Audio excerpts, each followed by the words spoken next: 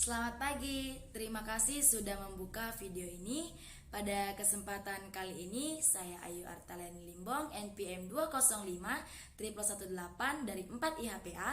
Saya akan membawakan tugas saya dengan kasus yang berjudul Kartel Minyak Goreng di Indonesia.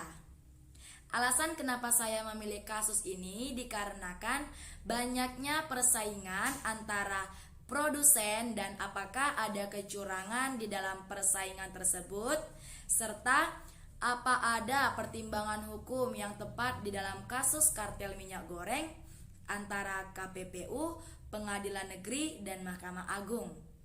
Baiklah, saya akan memulai presentasi saya. Di dalam analisis saya dengan mengangkat kasus pertimbangan hukum kasus kartel minyak goreng di Indonesia. Kartel adalah perjanjian suatu pelaku usaha dengan pelaku usaha persaingannya untuk menghilangkan persaingan di antara keduanya.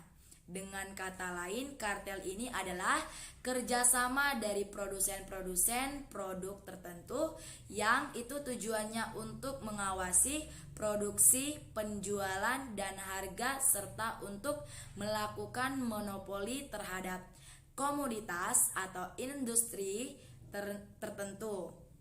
Nah, yang dimana pada kasus kartel ini tidak hanya menguntungkan bagi produsen atau pelaku usaha, tetapi juga menimbulkan kerugian bagi produsen sendiri dan konsumen, yaitu terjadinya praktik monopoli oleh para pelaku kartel, sehingga secara makro itu mengakibatkan inefisiensi alokasi sumber daya yang dicerminkan dengan timbulnya deadweight loss atau bobot hilang yang umumnya itu disebabkan kebijaksanaan pembatasan produksi itu yang biasanya dipraktekkan oleh perusahaan monopoli untuk menjaga agar harga tetap tinggi.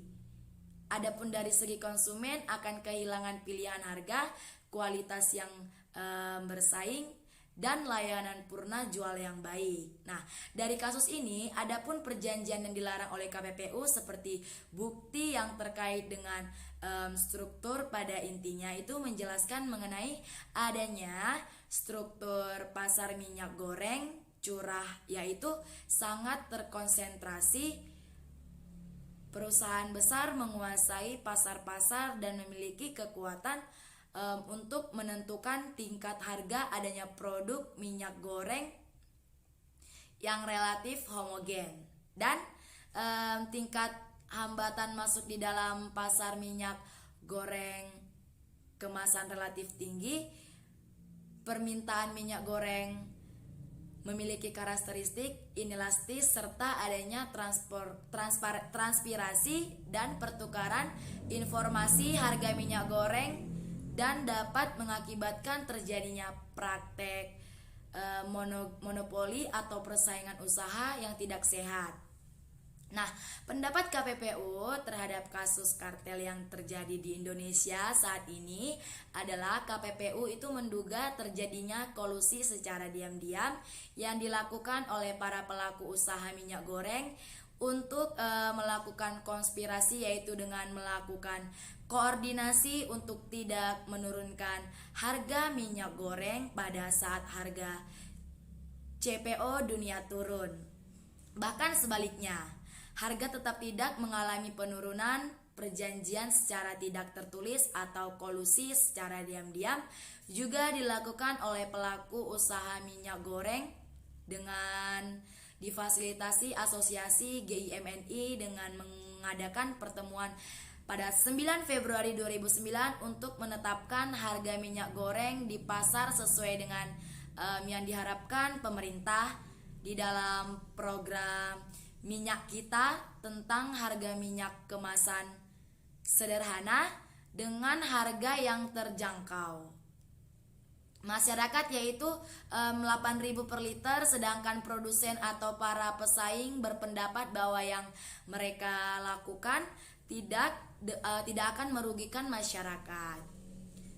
Dasar pertimbangan yang dilakukan KPPU di dalam menulis kasus tersebut adalah kartel itu sama dengan perjanjian yang dilarang karena ada praktik monopoli pengusaha yang menguasai pasar, kemudian itu menaikkan harga secara tidak wajar.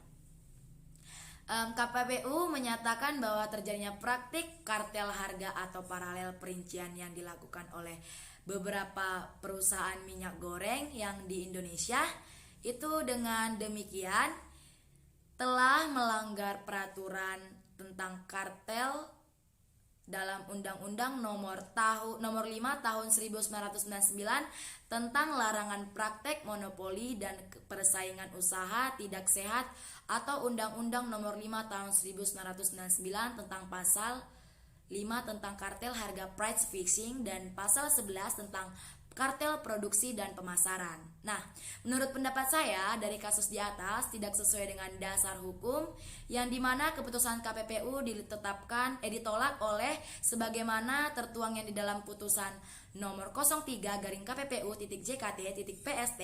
Putusan tersebut menetapkan bahwa praktik monopoli, oligopoli, kartel dan kesepakatan terkait produksi itu dituduhkan KPPU tidak terbukti, sehingga putusan denda oleh KPPU tersebut dibatalkan. Putusan MA nomor 582/K PDSTU dalam amar putusnya menyatakan menolak permohonan kasasi KPPU dan menguatkan putusan Pengadilan Negeri Jakarta Pusat nomor 03/KPPU/2010/PN.JKT.PST Mahkamah Agung. Mereka menolak permohonan kasasi yang diajukan oleh Komisi Pengawasan Persaingan Usaha atau KPPU tentang kartel minyak goreng dengan pertimbangan bahwa majelis hakim menilai keputusan dengan menggunakan indirect evidence alias bukti tidak langsung atau tidak digunakan di dalam kasus persaingan di Indonesia. Nah, selain itu, di dalam pertimbangan lain, majelis hakim menilai bahwa berdasarkan keterangan saksi dan ahli di dalam pemeriksaan tambahan, mereka menyatakan bahwa KPPU keliru di dalam menetapkan putusan kepada pihak terhukumnya. Sekian, terima kasih dari penjelasan saya.